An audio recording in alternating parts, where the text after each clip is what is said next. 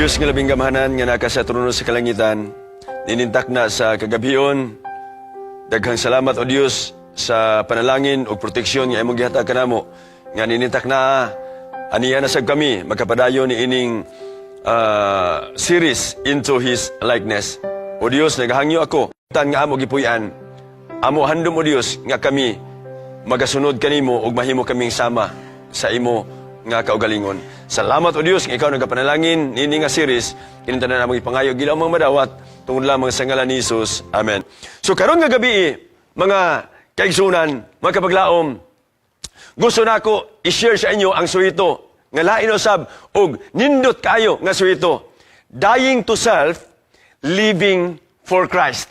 So ato ni siyang tunan unsa may pasabot ining dying to self and living for Christ. Ang gingon sa Bible, Luke chapter 9 verse 23, nagaingon siya, "Then he said to them all, if anyone would come after me, he must deny himself and take up his cross daily and follow me." If anyone, kinsa ang musunod nako, inyo pa niya, must deny himself. Magalimod sa iyang kaugalingon, pasanon ang krus matag adlaw ug musunod ta ngadto kang Jesus Christ. Kini siya nga teksto naa ni siya kondisyon. If anyone, kun ato siya sundon, mga kapaglaom. And in Galatians chapter 2 verse 20, nagaingon, "I have been crucified with Christ. It is no longer I that live, but Christ lives in me. And the life I now live in the flesh, I live by faith in the Son of God, who loved me and gave Himself for me." Kini siya nga mga teksto, it is very powerful kaayo nga nagapainumdum nga kung ato tugutan si Kristo nga musulod sa ato kaugalingon, musunod ta ngadto kaniya, mutuman sa iyang kabubuton, atong maangkon ang kausaban o ang total transformation sa ato nga kinabuhi. So, transformation into the likeness of Christ does not begin with changing habits.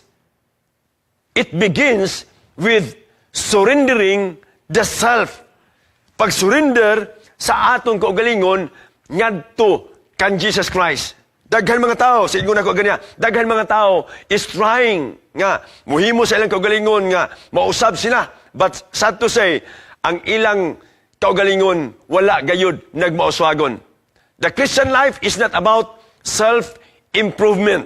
So karon nga gabi, ato na siyang itakol ang kini nga suhito. No? Dying self. Pagtugyan sa ato kaugalingon, ngadto sa Ginoo. Saon sa nga paagi?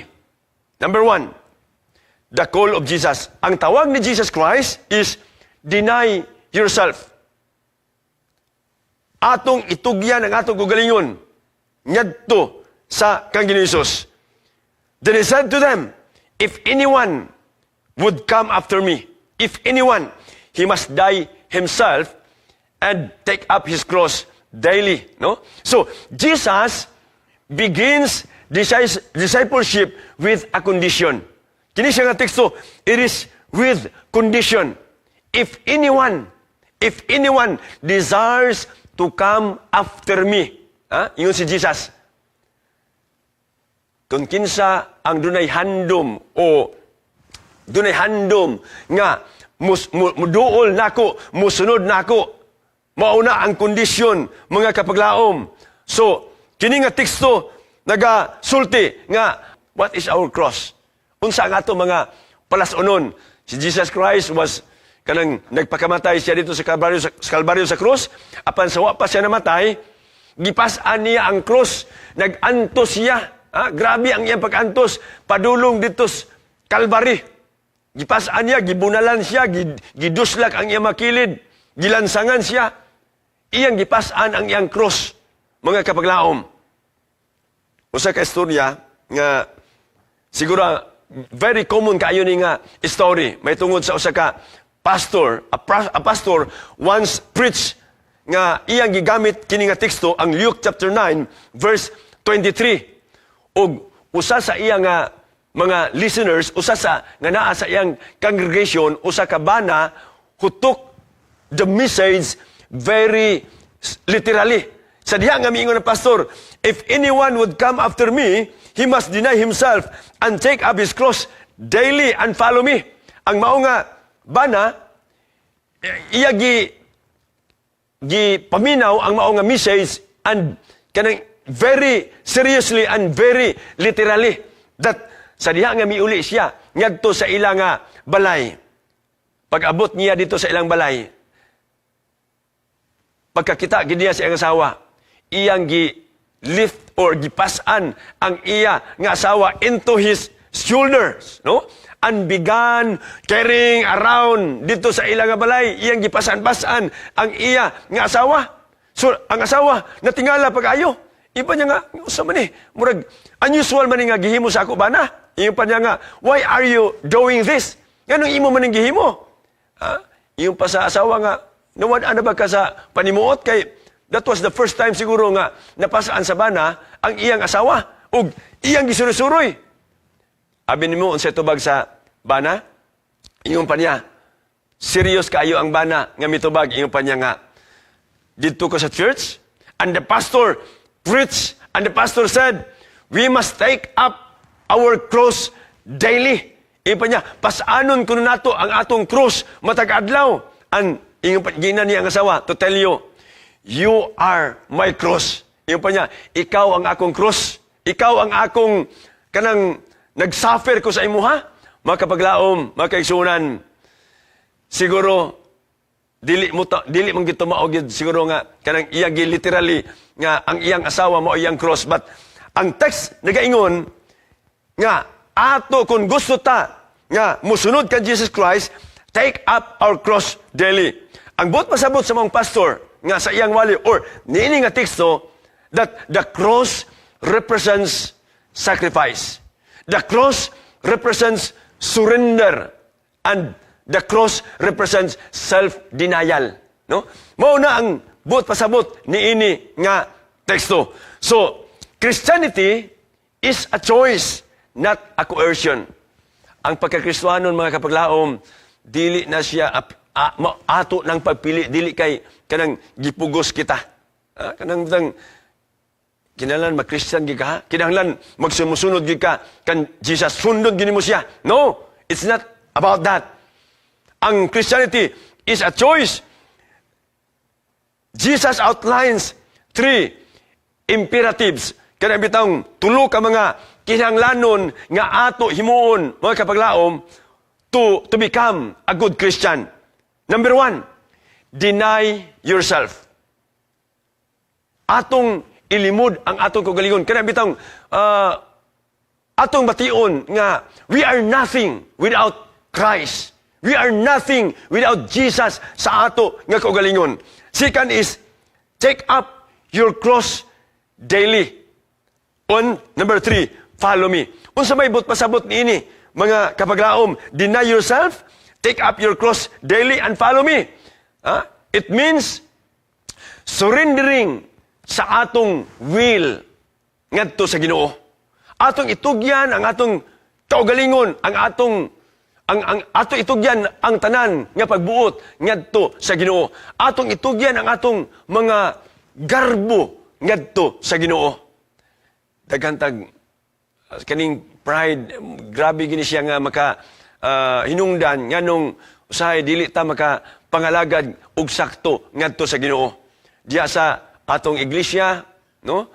Daghan mga wala or daghan mo biya sa pagpangalagad because of pride, no? Pride kanang ang center of pride is a center nga litra sa pride is letter I, no?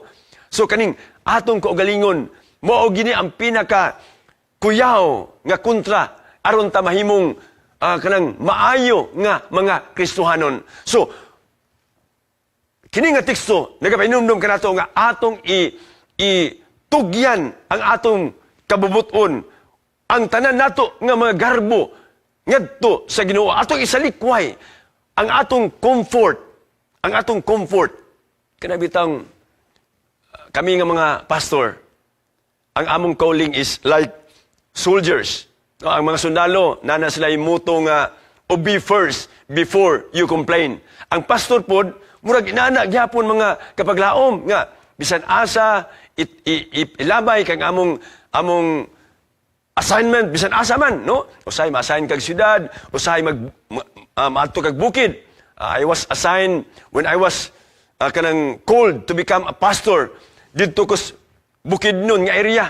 Unya kana nga area ingon pa nila nga maunay training ground sa mga bag-o nga mga pastor. Pag-abot na ako dito, pagtantaw na ako, ingko na pastilan, mabuhi magkataani, no? Mabuhi magkataani, nga, lisod kayo ang dalan, unya, ang among kanang puyanan, purting lisura kayo, bati kayo, naghigdami, diha lang sa lawanit, unya, ang among gipuyan, kanang, ang tabil, kuan lang, kanang ramiwa, kanang murag, dili siya, kuan lang, ara-ara unang tarpulin, pero rami to siya. Kanang made up of, kanang sako ba, nga gigisi lang. Muna ang among puyanan dito. Kaingon ako nga, pastilan, makaagwanta ba ka diri?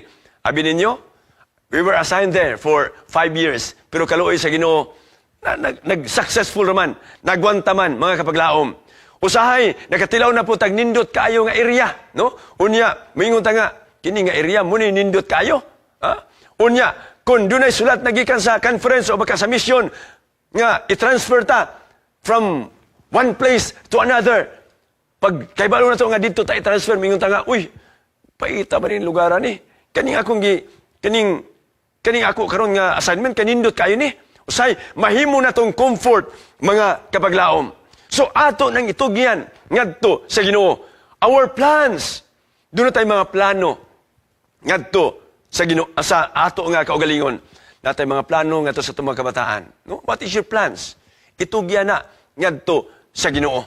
Ang akong handom nga ang akong mga kabataan, humana man sila, tanang eskwela, ang magulang minyo na. Ang akong handom nga, bisan pa og naglagyuay mi, apan ang akong handom nga ang pagpangalagad sa Ginoo, magpadayon gyud kauban sa tibuok nga panimalay.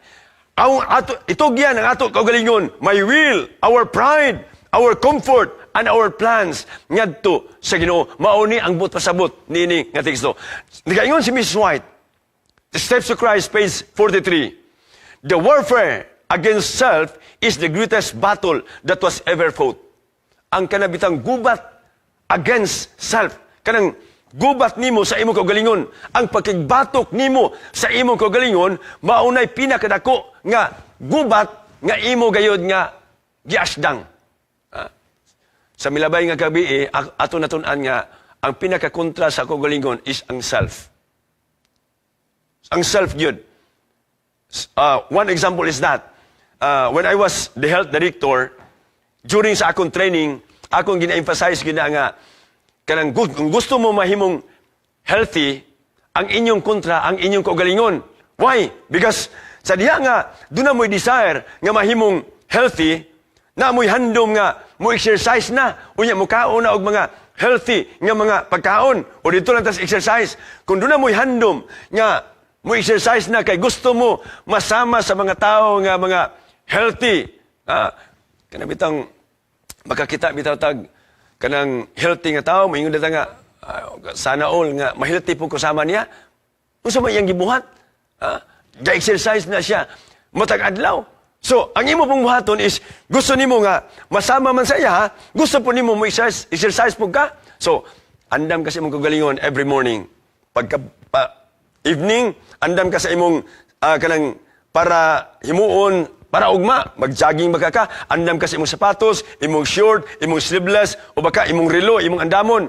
Alarm clock dayon ka. Alarm clock kay, para nga, pagkaabot sa panahon, 5 o'clock, say for example, 5 o'clock in the morning, mumatadayan ka. But sad to say, that pag mata mo inig kabuntag, pag alarm clock, nitingog na ang 5 o'clock na alarm, miingon na imong kaugalingon nga, ayaw sa, tulog sa, kay nindot kaing panahon, kanang, pag ka ng katulgon pa ka. Pag paminaw nimo sa imong kaugalingon, dili na gyud ka makabangon ana. Matulog na gyud kag balik, dili na gyud ka mo exercise. Mao ni giingon ni Mrs. White, the warfare against self is the greatest battle that was ever fought. Ang imong kaugalingon, mao ra gina ang imong dag-un. Si Jesus Christ, gusto niya nga kita muduol ngadto kaniya to deny everything, our will, our pride, our comfort, atong itugyan ngadto kaniya. But himuon nato ang pag-surrender ngadto sa Ginoo. Lord, mingon kita, Lord, not my will, but yours. Ginoo, itugyan ako ang tanan diha kanimo. Imo ra gyud ang tanan. Ha? Mura ba ka ng ulitaw ba? Naman tayo mga dalaga dire, no? Kauban ako. Unsa may inyong pag-ampo ngadto sa Ginoo? Ha? Nga makakita gani mo kanang uyab. Kana usay ang uban nga dugay ka uyab tungod kay mamili mong good pod. Oh, kana mamili ba? Amin yung mga Ginoo, tagaay kog uyab pero Ginoo, kani unta siya akong mahimong uyab. Oh, mangayo sa Ginoo pero mamili man pod, no? Mangayo gani ta mga kaigsuonan, mga kapaglahom, kanang nag-ampot ang Ginoo, kanang tagaay kog life partner, no? Ginoo, mao ni siya nga kinaiya. Ayaw nang include ang kinaiya nga tagaan ka sa Ginoo, pero Ginoo, kanilang unta siya Ginoo, kanilang. Ha? Usahay mga kaigsuonan magbuot ta, Lord, ha?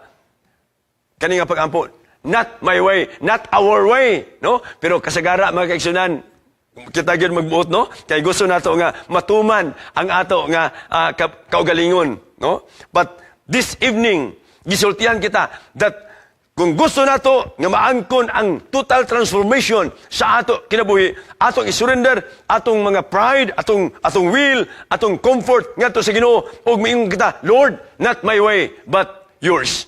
Tugutan nako ikaw Ginoo nga maoy buot sa ako nga kaugalingon. Sikan, the daily cross. Unsa man ang adlaw-adlaw nga cross, a continuous experience. Matag adlaw mga kapaglaom, we are living in this kining wicked world. Nagpuyo kita nining kalibutana. We experience a lot of kanang mga hagit, mga challenges sa ato nga kinabuhi. Jesus said, take up your cross daily. Pasana ang imo mga cross sa matag adlaw. This is not a one-time event at baptism. It is a daily surrender, mga kapaglaom. Atong itugyan matag adlaw ang ato gugliyon sa pag-surrender ngadto sa Ginoo, not weekly, not yearly, monthly, not yearly, but a total daily surrender ngadto sa Ginoo aron mabat na nato ang iyang saad nga mahimutang sama ngadto kaniya. Daily matag adlaw mga kapaglaom. Mao na ang giingon sa Ginoo. And the cross represents death to self-ambition. Naaman tayo mga ambisyon sa ato kinabuhi. Di ba? Kung ang tao walay ambisyon, mga kapaglaom, mura na siya walay direction, walay goal sa iya kinabuhi, murag dili maayo, no? Mura kanabitang tao nga naglakaw-lakaw sa dalan, nga nagpatid-patid og lata, no? Das di Bisurya, dis Cagayan. Wala nay kanang goal or ambition sa kinabuhi. But kita nga mga tao, ambisyoso kay ta. And ambition is not bad, mga kapaglaom.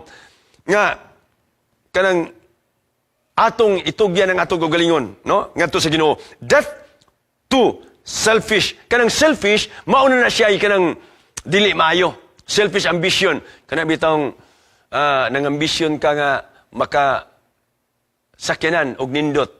Ang imong imuon kay kwarta, manulis ka kay para makapalit lang kag sakyanan. That's not a good kanang dili na siya maayo nga ambisyon. Makabalay lang ka, no? Makabalay ka, gusto nimo makabalay ka og nindot.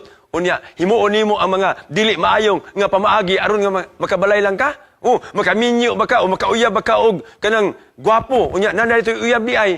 Ang imong imuon nga mayong ka nga Ginoo, mamatay unta na yang uyab. Mamatay unta na yung kay para nga ako'y makauyab ana. No, that is death to self-ambition. Second is willingness to suffer for righteousness. Willingness to suffer for righteousness. ang atong kinabuhi nining kalibutana mga kapaglaom kana bitang kung ato itugyan ang atong kagalingon ngadto sa Ginoo, we need to suffer. Pero dili man totally suffering mga igsoon, like kung gusto nimong maangkon ang pagkamatarong, iyong pasauban nga, uy, dili ka mo trabaho, sayang kaayo ang inadlaw nimo nga kita, dako kaayo nya, di ka mo trabaho, but for the sake of the Lord, no? Dili ta mo trabaho because during Sabbath, because gusto nato nga itugyan ang atong kagalingon, isurrender ang atong tanan ngadto sa Ginoo. Sa diha nga nag-eskwela kog Mountain View College, nahimo kong kanang full-timer. Sa pag-abot ako dito, nahimo kong full-timer dito sa cafeteria. And every day, nag-report ko kay full-timer man, akong gikinahanglan nga maka-juyog ko kay para maka-eskwela ko the next semester. But every Sabbath, nag-duty gyapon ko kay I need to muadto sa cafeteria kay magluto kay imagine 1,200 ka mga students ang imong pagkaon ug di ko mo duty kinsay mo luto nila o kinsay mo atiman sila mga pagkaon. But during that day, akong gidedikar ngadto sa Ginoo. Ginoo, mo trabaho gyapon ko. Di ko ka adto simbahan, but I would like to dedicate nga kanang akong kagalingon nga bisag nagtrabaho ko kini nga sweldo nako karong adlaw, dili ko mudawat ani, it is my gift to you.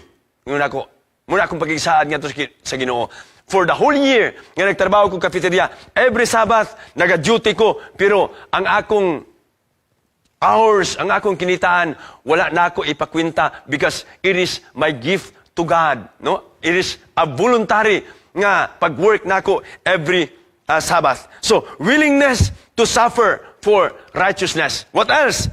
Obedience, even when it is hard. Abi ninyo mga kapaglaom, lisod kayo ning kanabitang kung gusto nimong maangkon nimo ang kadaugan sa kinabuhi. Kanang kuan jud, lisod kayo. Kana sama ng gusto ka mahimong dato, moagi kag pobre, no? Kay dili man siguro tanang dato nga or daghan mga dato karon niagi sila og pobre. I read the story of kanibitang tag-iya sa kanang Cebu Pacific, kana si Gukungwi, no? Tag-iyag kanang Robinson's Place or Robinson's nga mall ang mga Gukungwi, ang ilang amahan sa Cebu na sila, nagpuyo sa una. Ang ilang trabaho, tulod-tulod, mamaligyaig prutas. Grabe. Pero that was the beginning of their ilang prosperity. Nagsugod sila sa hardship o karon unsa sila.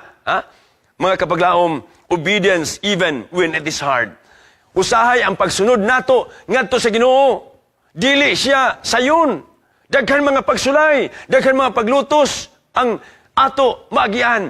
But sa diha nga kita mulahutay, God will give us the reward. Ang Ginoo maghahatag kanato og reward.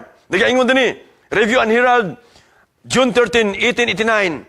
When self is surrendered and Christ is enthroned in the heart, the soul is transformed. Sa diha nga ato isurrender ang ato kagalingon, and Christ is enthroned, mupuyo sa atong kasing-kasing si Jesus Christ, ang atong kalag matransform into like Him. Kini siya nga pulong nagapainomdom ka nato karong nga gabi. Self-surrender. Tugutan nato nga si Jesus Christ mupuyo sa atong kagalingon. Sa unsa nga pagi? Ato siya agnihon. Papuyon o sa diha nga naa siya sa sulod sa atong kasing-kasing, ang atong mga binuhatan dili na katong kalibutanon nga mga butang. Dili na katong dulumtanan at tubangan sa Ginoo, apan haom sa iya nga kabubuton. Mauna ang but pasabot nini. Many want the crown. Ang uban ganahan gyud nga makaangkon ang korona. Ginoo, gusto ko mahimong makaangkon yan ang korona kung ikaw magabalik na nining kalibutan, but not the cross. Dili gusto mantos. Many wants the crown, but not the cross. Yet there is no resurrection. There is no resurrection life without crucifixion. before Jesus was resurrected, he was crucified on the cross. Nag-antos siya, mga kapaglaom, og nabanhaw siya, og nahimo siya, nato nga manuluwas. Nagaingon, the Bible says, in John chapter 12, verse 24, I tell you the truth, unless a kernel of wheat falls to the ground and dies, it remains only a single seed. But if it dies, it produces many seeds. But pasabot, nga kung magpugas ganita, unya ang atong gipugas, dili na siya mamatay, dili uga, dili mamatay, it remains only a single seed. Dili gina siya mutubo, but if it dies, kung uga, patay na siya nga atong itanom, muproduce na siya, o mutubo na siya, mga kapaglaom. I am a farmer, no? Nagpuyo mi sa bukid, mao na ang among naandan sa una, inig tingtanom na gani, moingon na akong papa nga, okay, hapit ng tingtanom, okay, ato nang i-ready ang binhi, ibulad na, kanang ibulad og ayo, then inig kabulad nag-ayo, inig ting-ulan na, sugod na migtanom sa mais, unya ang among gitanom, nga kanang mais, ugagig kayo na. Then pagtanom nimo after many days, or after 4 to 7 days, mutubo ang mao nga sidling ug mahimo nga mais. Mga kapaglaom, kung dili nato ngudri, kung kanang dili ta itugyan ang atong kagalingon ngadto sa Ginoo, dili ta mahimong mutubo og mahimong mapuslanon ngadto sa ato nga buhi nga Dios. So, Paul declares a powerful testimony. Pinaagi ni ini nga teksto. So, number 3 is crucified with Christ. Gilansang kita uban diha kang Kristo. Ang Galatia kapitulo 2, 20 nagingon, I have been crucified with Christ. It is no longer I who live, but Christ who lives in me. And the life I now live in the flesh, I live by faith in the Son of God, who loved me and gave Himself for me. Mga kapaglaom, mauni atong itugyan, I am crucified with Christ. Makaingon mata, Lord, I want to be crucified with you. A death has taken place. Ang kamatayon kuno may mga kapaglaom, mupuli ang usaman. I no longer live. This is the death of self-righteousness. Unsa man ang atong kinahanglan nga mamatay, mga kapaglaom, self-righteousness, kanang naatay, kanang kinaugalingon nga pagkamatarong, dili pinasikad sa pagkamatarong ni Jesus Christ. Self-righteousness. Nga guna-una ta nga, kita ragyoy maayo. Kita ragyoy balaan. Kita ragyoy maluwas. A lot of people I heard saying about that. Magkaigsunan, moingon sila nga, kamo, kung inana inyong buhaton, di gyud mo maluwas. Laktod nga pagkasulti, moingon siya nga, kamo, di gyud mo maluwas, kami ray maluwas. That is self-righteousness. Og kung doon na kay kinaiya, dili nimo na siya kanang isurrender ngadto sa Ginoo, dili nato maangkon ang kabaguhan sa kinabuhi. What else? Self-dependence. Atong itugyan ang tanan ngadto sa Ginoo. Dili kay but pasabot nga self-dependence nga Ginoo. Wa ko'y bugas karong adlaw, ikaw ray bahala ha. Wa ko'y sudan karong adlaw, ikaw ray bahala. Na ko'y eskwela dito sa college, sa Mountain View College, Ginoo, lakoy baronon nito, ikaw ray bahala. No. Atong itugyan ang kaugalingon nato ngadto sa Ginoo nga we have a God nga mutabang nato. Sa diha nga kita magabuhat or magapuyo ni kalibutana, atong itugyan ang atong kaugalingon ngadto sa Ginoo, pero uban kini sa pagbuhat. Self-dependence ngadto sa Ginoo. Self-glory. No? Makaigsunan self-glory. Kana bitang sige kag dai gragis imong kaugalingon. No? Nga kung wala ako ragi maayo ba? Ako ragi maayo diri. No? Kamo murag wagin mo ayo. mga kapaglaom, kana siya nga kinaiya, kinahanglan mawala sa ato nga kaugalingon. This is death of self-righteousness, death of self-dependence, death of self-glory. Mauni ang atong walaon, mga kapaglaom. So, atong itugyan ngadto sa Ginoo. A new life has begun. Kung atong itugyan ang atong kaugalingon ngadto sa Ginoo, mingon ta, I am crucified with Christ. A new life has begun. Because Christ lives in me. Si Kristo nagapuyo sa ako kaugalingon. Because Christianity is not imitation. It is indwelling. Christ does not merely help us, He lives through us. Kung ang atong pagkakristohanon, awat-awat lang, no?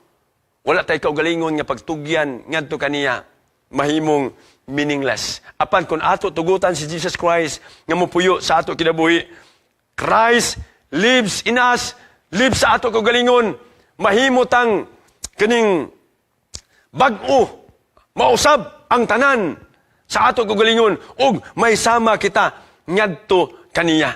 Nagaingon si ang Steps to Christ, page 62. Christ's character stands in place of your character.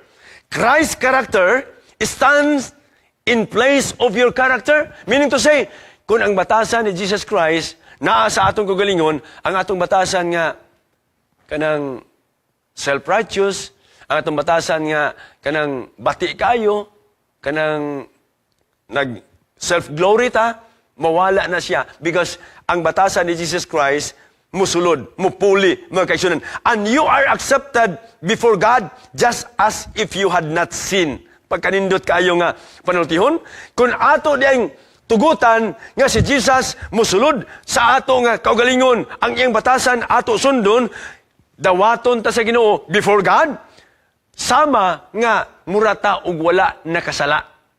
Imagine ni mo na, makasasala ba yata mga kaigsunan, mga kapaglaom? We are sinner before God. But, kung ato tugutan ang Ginoo nga musulod sa ato kinabuhi, siya ang magad-dominar ang iyang batasan, mahimo nato nga batasan, dawaton taniya, sama sa usa ka tawo nga wala nakaagi og sala. To learn of Christ means to receive His grace, which is His character. Mauna ang nindot kaayo nga buhato nato. Number 4, okay? Unsa man ang resulta sa being a transformed life. Unsa ang resulta? When self dies and Christ lives, unsa man? Pride is replaced by humility. Kung naa si Kristo, namatay ang atong kaugalingon diha kang Kristo. Unya si Kristo na ang nagapuyo sa sulod nato. Ang atong garbo, ilisa na og kanang kinaiya sa pagkamapailubon. Humility, mga kapaglaom. Naabatay kinaiya karon nga mapasigarbuhon kayo ta? Itugya na nga to si Ginoo. Tuguti nga ang Ginoo magapuyo sa imong kaugalingon og tagaan kaniya og kasing-kasing nga mapainobsanon, mapailubon, mga kapaglaom. When self dies and Christ lives, anger is replaced by patience. Naaba nato ang kanabitang kinaiya nga kanang dalita nga masuko. Yes? Bisan ako, na ako'y kinaiya nga sama ni ana. Apan ako nang ginaampo nga to sa Ginoo, nga Ginoo, tagay ko kinaiya nga sama nimo nga mapailubon. Og nahibalo ko mga kapaglaom nga kana ihatag ni Jesus Christ sa imong kaugalingon. If you look into the story sa kinabuhi ni Moses, si Moses leading the Israelites during Exodus from Egypt, padung ngadto sa yuta nga Kanaan. Daghan mga tao ang iyang gidala, nagkalain nga mga kinaiya. Bagutbutan kanang mga reklamador kayo. Si Moses nahimo siyang naputong si Moses, mga kapaglaom, kani bitang buutan ka niya, daghan kay mo reklamo sa imo, puro sila reklamo, mga sakop, gaig ulo, maputong baya po ka. Mauna ang kinabuhi ni Moses during Exodus from Egypt to Canaan. si Moses, nahimo siyang ulitan nga tao. And even murderer si Moses. But kung tanaw nimo ang Numbers chapter 12, verse 2, Números kapitulo 12, versikulo 2, Numbers 12:2, nagaingon, Moses was the meekest man on earth. Siya maong pinaka lumo nga tao niini nga kalibutan. Meaning to say, doon na tayo kinaiya nga masukanon. Doon na tayo mapasagrabuhon. But kung ato itugyan ang atong kagalingon nga to sa Ginoo, tugutan nato nga si Jesus mupuyo sa atong kagalingon, anger is replaced by patience. What else? Fear is replaced by faith. Natay kahadlok sa atong kagalingon. Di ba? Natay mga kahadlok. Say, mahadlok ta nga kanang wa na tay kaunon. Mahadlok ta wa tay kaunon. Natay kabalaka.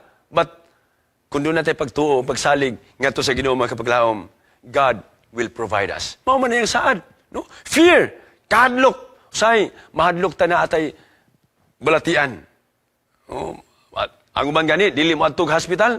Kay mahadlok nga makahibalog unsa ilang sakit. Mahadlokon kayo ni. Atong kinaiya, ang atong kinaiya, mahadlokon kayo. Labi magbalatian ta. But to tell you, may rigugma ko makaisunan, kung doon naman tayo balatian, we have also a God who is a great healer. Muayo siya sa tanan nato nga mga balatian. Dako siya kaysa balatian nato mga kapaglaom. Fear is replaced by faith. What else? Sin loses its dominion. Ang sala, muwad-an sa iya nga pagdominar sa ato nga kagalingon. When self dies, og si Kristo naa sa sulod nato. Mga kapaglaom, usa kini kanindot kayo nga pagpahinumdum alang kanato ninuntak na sa gabion. Nga ato itugyan ang atong kagalingon ngadto sa Ginoo. Tugutan nato si Jesus Christ nga magausab o magapuyo sa atong kagalingon, and ang resulta is a transformed life. This is how we are transformed into the likeness of God. Not by effort alone, pinaagi lang sa ato paningkamot, but by surrender sa atong kaugalingon ngadto sa Ginoo. Nagaingon si Mrs. White, Christ of Declaration, page 384, when Christ abides in the heart, the whole nature is transformed. Kung na si Kristo abide sa ato kasing-kasing, kining ato kasing-kasing, madumtunon, kanang malimbungon, but when Christ is in our heart, the whole nature is transformed. Matransform, mausab ang ato kinabuhi mga kapaglaom. Karong nga gabi, ask yourself, pangutan ang imong kagalingon. What habits do you need to die? What habits needs to die sa imong kagalingon? What attitude needs to die? What ambition needs to die? Unsa man ang kinahanglan nga mamatay mga kapaglaom? What must die in me? Unsa man ang kinahanglan mamatay sa ako kagalingon? The Bible says, no? Mga nigugma ko makaigsunan, Christ is calling us not to a life convenience, not to a life of comfort, but a life of consecration. Sa pagtugyan sa atong kagalingon ngadto sa Ginoo. Sama sa giingon ni Apostol Pablo nga gisulat niya in Galatians chapter 2 verse 20, I am crucified with Christ. It is no longer I who live, but Christ lives in me. And the life I now live in the flesh, I live by faith in the Son of God who loved me and gave Himself for me. Mga kapaglaom, you cannot hold onto self and Christ at the same time. Dili nimo nga kanang tugutan nga ang imong kagalingon nga pagbuot, ang imong kinaiya mo, imong panungtan og usab imong papuyon si Jesus Christ. No. Kinahanglan, you need to surrender one. But ninitak na sa gabi, I would like to encourage you. Tuguti nga si Jesus mao'y magapuyo sa imo nga kaugalingon. One must sit on the throne of our hearts, and let us allow Jesus Christ nga mapuyo sa ato nga kaugalingon, sa ato nga kasing-kasing.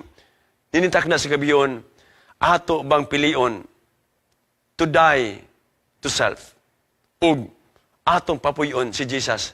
Aron nga, bisan unsay atong buhaton, bisan unsay atong himuon, huna-huna, kini nahiuyon sa huna-huna ni Jesus Christ. Mga kagpagaom, the Lord is calling us this evening. Take up your cross. Deny yourself. Tugutan nato nga si Jesus Christ magapuyo sa atong kaugalingon. All our ambitions in life, all our comfort, atong itugyan ngadto sa Ginoo nga mawala kini aron nga musunod kita nga matinumanon, masinugtanon ug matinumanon ngadto kaniya aron nga ang langit nga iyang giandam mga kapaglaom mahimo nga imo ug ako kung siya magaparehag na. Ato idungo atong mga ulo alang sa magampo ta. Diyos nga labing gahmanan nga nakastruno sa kalangitan, ninintak na sa kagabiyon, daghang salamat sa pagpainumdum sa mata ko sa kanamo. Nga kinahanglan amo itugyan ang among kaugalingon kasing-kasing, diha kanimo aron kami may sama nimo. O Dios, daghan mga hagit sa amo kinabuhi, daghan mga tentasyon, nga daw kini maoy mahimong babag nga kami magatugyan kanimo. Apan o Dios nintak na sa gabiyon, tuguti nga ang balaan ni Espiritu maoy magapuyo sa among kaugalingon. Kauban sa mga kapaglaom nga nagasunod kanong gabiyon na, Ginoo, tabangi kami sa pagkinabuhi nga Dios nun. Among handom nga may sama kami diha kanimo.